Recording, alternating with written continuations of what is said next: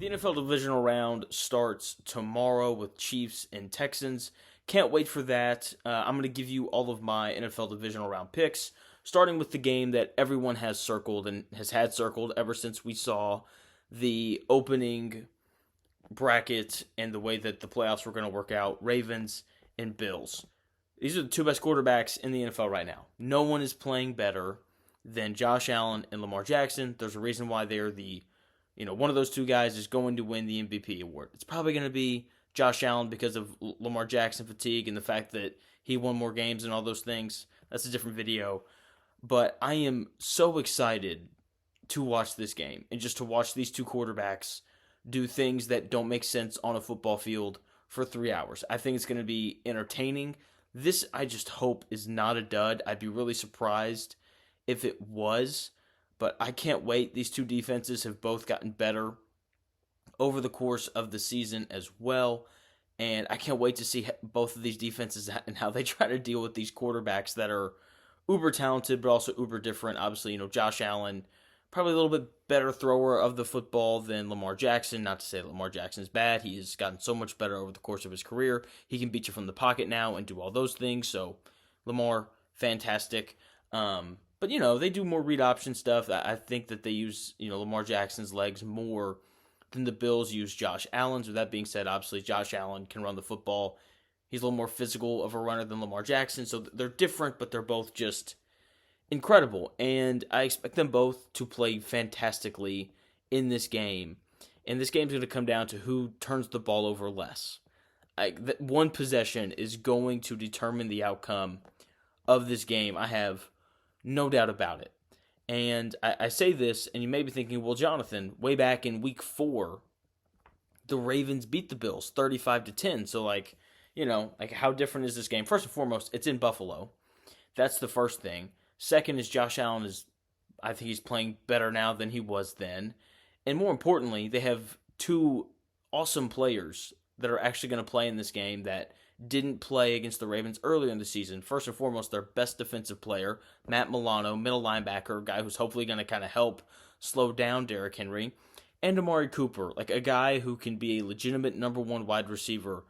The Bills got crushed in this game, and I think it was not even 2 weeks later they made that trade for Amari Cooper. They got him 4 games like this where they know they need a legitimate number one wide receiver. Keon Coleman has also gotten better since then. We've seen the emergence of Khalil Shakir. So they have gotten better since that week 4 trouncing that they took from the Baltimore Ravens. With that being said, I am going to take the Bills to win this game. They're at home.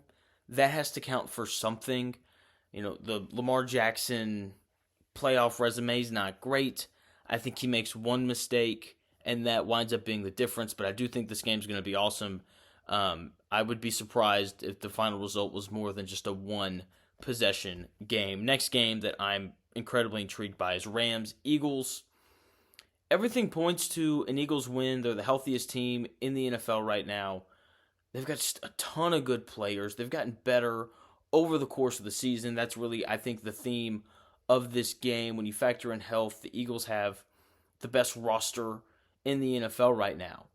The thing, though, about this game is the Rams have the better head coach, Sean McVay, and the better quarterback, Matthew Stafford. And when you have the better coach and you have the better quarterback in the NFL, you always have a pretty great chance to win because of that. And I'm just fascinated to see what this game looks like. The Eagles crushed the Rams earlier in the season because they just lined it up and they gave Saquon Barkley the ball and they're like, go run for 400 yards, and Saquon Barkley was like, gladly, and he did. And with that being said, I love watching these two teams play because they're both so well coached, especially on defense. I think one of the best signs of good coaching is players getting better. Like, the back end of this Eagles secondary is really young, and they've gotten better from the start of the year to now. The Rams, very young on defense. Like, they've used a ton of their draft picks on that side of the ball, and they've gotten better from the start of the year up to now. And, we saw it on full display in that game against the Vikings, and I can't wait to see what this game looks like. I'm going to take the Eagles because they do have the better roster. Jalen Hurts, I know he looked rocky against the Packers, but he hadn't played in forever. I think it was just rust, and they didn't really need him.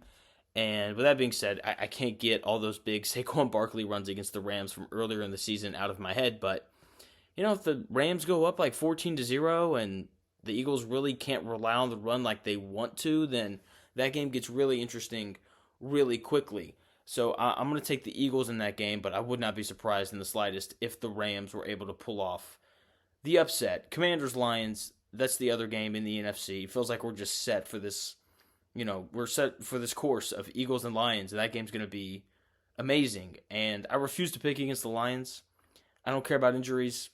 I just know that they're tough. I know that they're relentless, and they just consistently find a way to be in games. Like the fact that they beat the Vikings in Week 18, the way that they did was just shocking. I think everyone was absolutely shocked that they were just like, we're going to play man, and we're going to blitz the crap out of Sam Darnold and see where this goes. And obviously the offense for the Lions, I don't have to go into depth on that. We all know how potent they've been all season long. They are playing against the Commanders, and look, the Commanders have been an awesome story this year. I've made a lot of money betting on them. Jane Daniels is an absolute stud. If you're watching this and you're a Commanders fan, you should be so freaking excited, and there's not a more deserving fan base after the crappy owner, Dan Snyder, that just left. They're going to score points because this Commanders offense is wildly talented.